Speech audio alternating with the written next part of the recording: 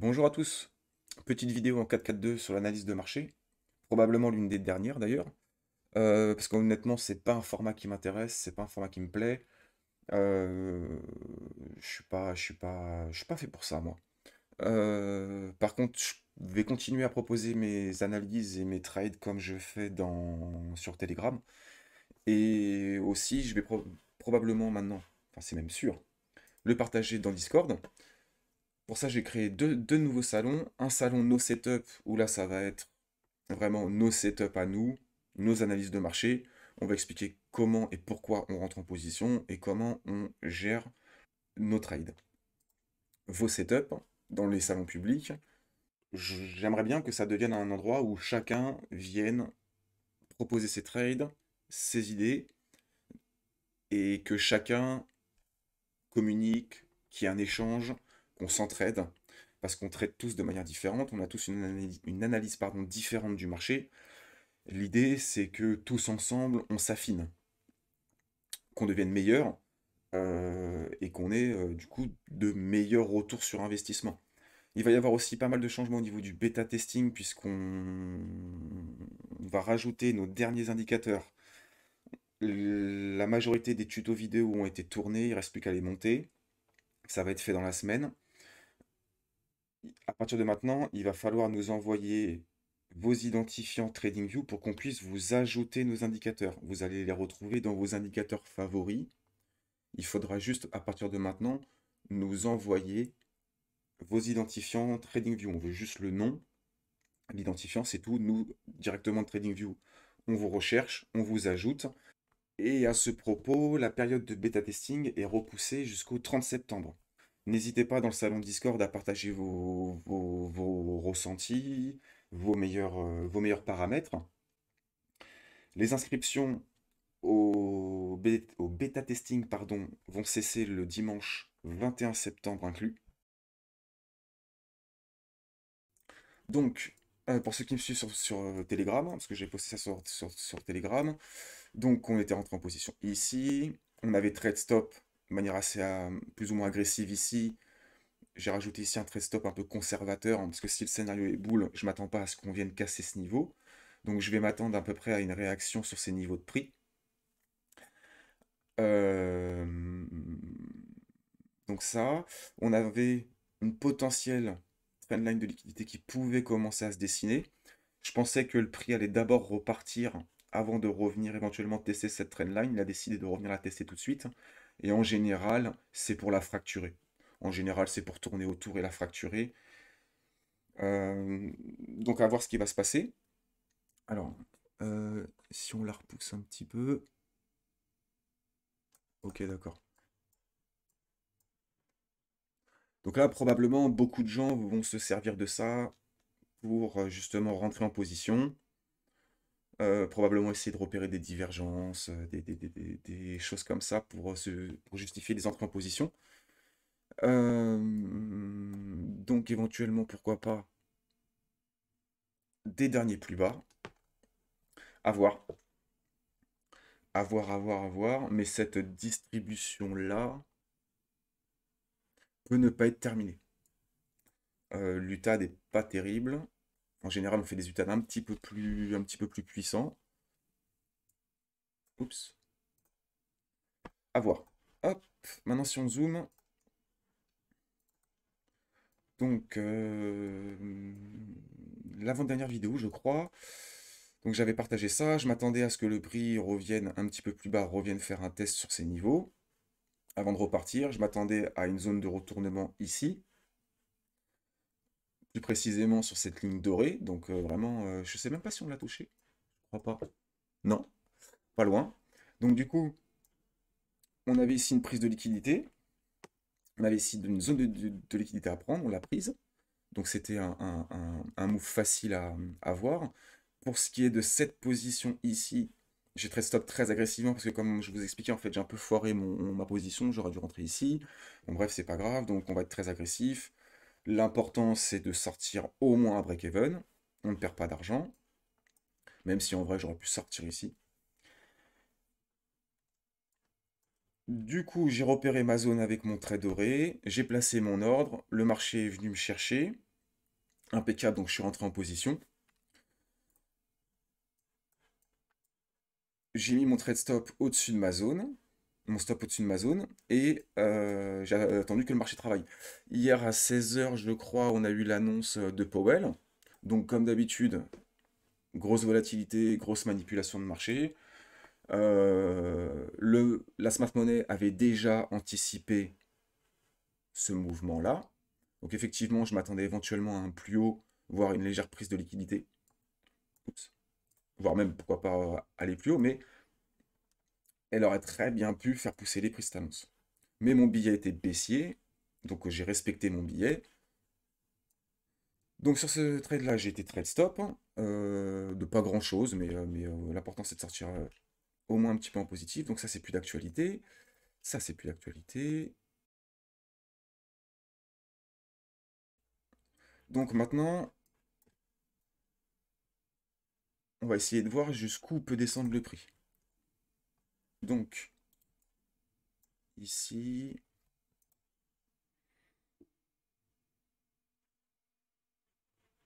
on va prendre par exemple, je pense que ce mouvement-là est cohérent, à moins qu'on prenne le dernier ici. Alors, soit on prend le dernier mouvement, soit on prend le mouvement plus grand, en plus haut time frame en fait. Chacun a ses petites, a ses petites habitudes.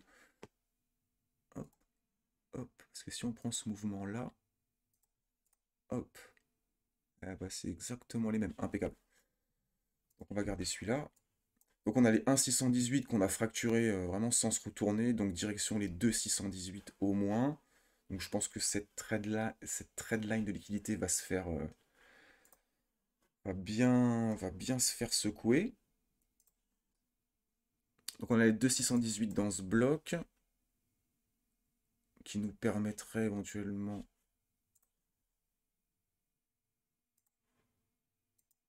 Impeccable. Ok. Donc je m'attends à un possible retournement dans cette zone pour éventuellement prendre un long et prendre TP final. En général, on peut prendre TP sur les 1,618. Ce serait pas illogique de commencer à prendre TP. En tout cas, une chose est sûre, c'est qu'on peut réduire notre risque. Ok. Hop. Je pars du principe que on a notre plus haut ici. Théorie de dos, on fait des plus hauts de plus en plus bas. Donc le marché n'a pas à revenir plus haut. Sachant qu'on a quand même un gros déséquilibre de marché, donc une grosse pression vendeuse.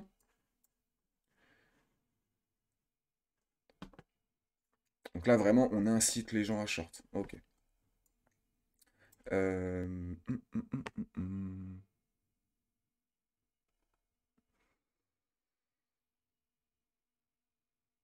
hum. J'étais en train de réfléchir. Je pense que je vais prendre TP sur cette zone déjà.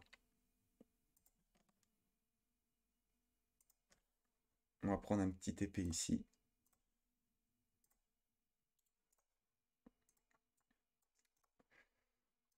Je vais faire ça après. Et puis, hop, ça aussi, du coup, on peut supprimer. Ça, j'avais fait 7%. C'est impeccable. On a toujours un déséquilibre de marché ici. D'ailleurs, je l'ai oublié.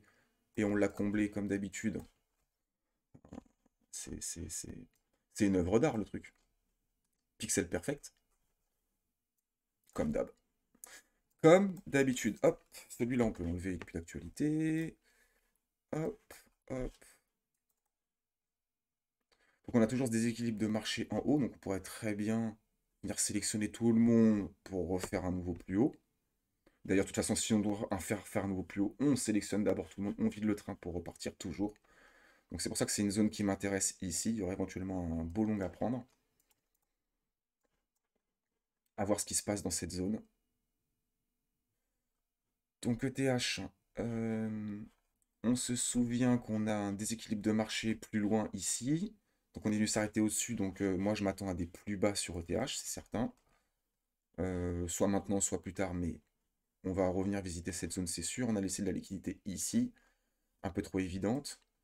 On a un déséquilibre de marché avec un piège ici, une liquidité pareil. Donc c'est des niveaux qu'on va revenir visiter. Donc sur ETH, la distribution était beaucoup plus visible que sur BTC. Donc on est venu récupérer cette zone. Regardez cette zone de liquidité, on a à peu près la même sur BTC.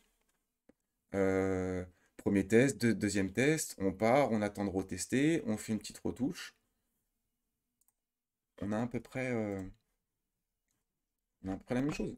Une, deux, on part, machin, on revient tester, et en général, clac. Parce qu'ici, il y a beaucoup de gens qui vont vouloir se placer en longue, beaucoup de gens. Hop, ETH. Donc ça, on est venu liquider les gens, donc ça c'est bon. Donc on avait ce déséquilibre de marché, on avait vu qu'on l'avait comblé au pixel perfect, donc on peut l'enlever.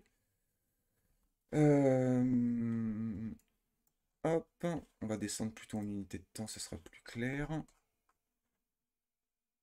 On va enlever ça aussi, on va enlever ça, ce sera plus clair.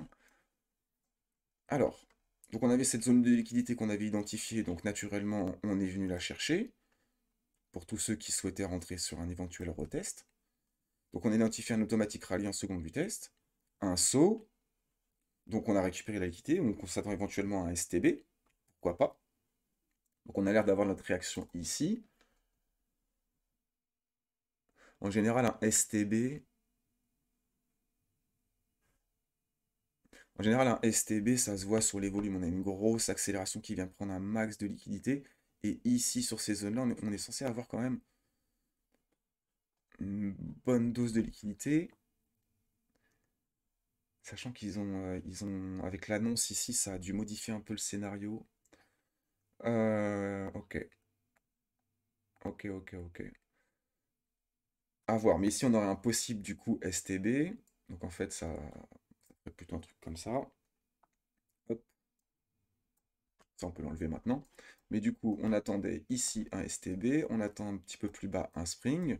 Donc, pourquoi pas redescendre pour remonter. Parce qu'on a toujours ce billet violet qui est toujours un petit peu plus haussier. À voir. À moins qu'on laisse cette zone de marché pour l'instant. Je pense même qu'on va la laisser comme sur Bitcoin. Je pense qu'on va la laisser pour l'instant. Parce que si le billet de la smart money est toujours haussier, c'est des gaps qu'on va venir combler très rapidement. Ah oui, il y avait un petit truc marrant que je voulais vous montrer. Regardez. Cette zone de réaccumulation est exactement comme celle-là. Une mèche, on distribue, on fait un saut, on récupère la liquidité, on remanipule, hop, on descend, on fait un saut, on récupère la liquidité, on fait un dernier plus bas, on manipule, on repart. C'est les deux mêmes phases de marché. C'est pas des copier-coller, mais elles sont vraiment similaires. C'est super marrant à voir. Donc moi ici, j'avais tradé de manière très agressive sur ETH parce que vraiment, j'étais rentré très très mal en position. J'aurais dû attendre un retest comme d'habitude ici, mais j'ai fait le con dans la vidéo. Donc trade stop, je me suis fait trade stop ici, donc ça c'est plus d'actualité. Ok, donc on avait identifié de la liquidité ici, donc on s'attendait à un saut qui revienne chercher la liquidité. Impeccable, c'est exactement ce qu'on a eu. Cette trendline, elle a sauté. On a comblé le déséquilibre toujours pareil. Hop. Donc ici, on a eu notre distribution, donc on peut l'avoir automatique rallye, second du test, saut, UT, UTAD, test. Je suis rentré en position sur ces niveaux-là. Et du coup, hop, d'ailleurs, je ne l'ai pas mis à jour encore. J'ai pas le temps de tout faire. On a trop de choses à faire en ce moment. La sortie du site nous prend énormément de temps.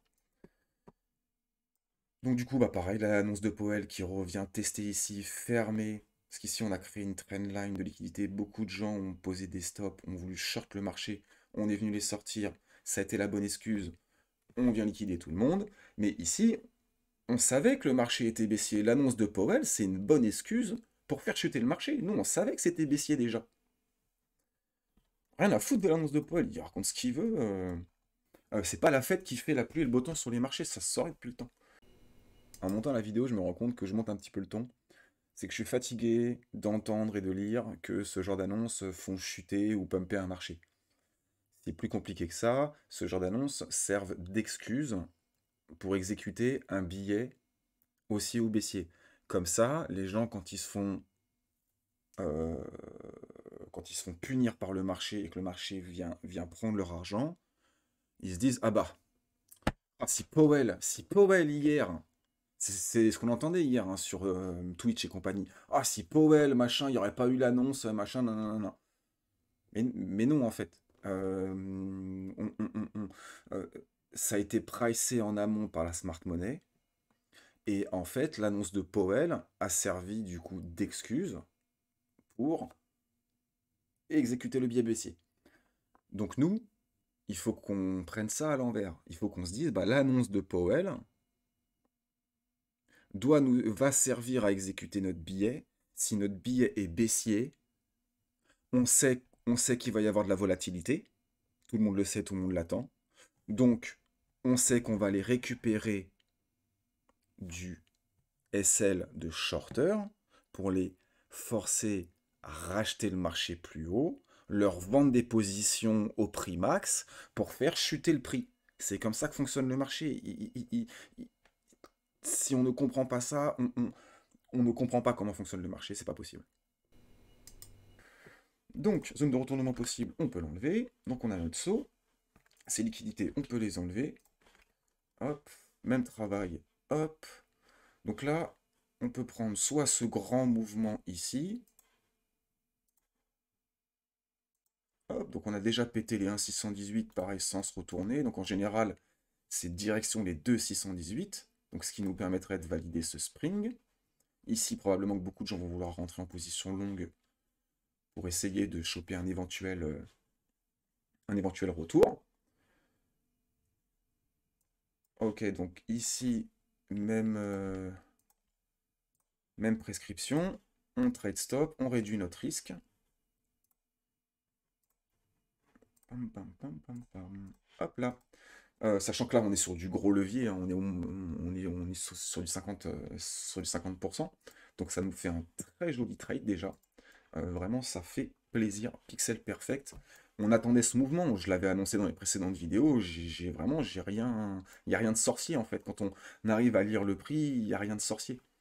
Donc on trade stop ici. Si ça remonte, c'est probablement du complexe pullback. Donc pour l'instant, on n'a aucune raison de sortir de trade. Par contre, on peut prendre TP sur les 1,618. Hop. Premier TP.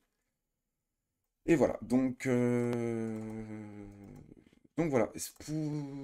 Pour la suite de l'analyse, si ça vous intéresse, du coup, je vais plus refaire en vidéo, je suis désolé. Mais du coup, tout va se passer du coup sur le Telegram et sur le Discord. N'hésitez pas à rejoindre.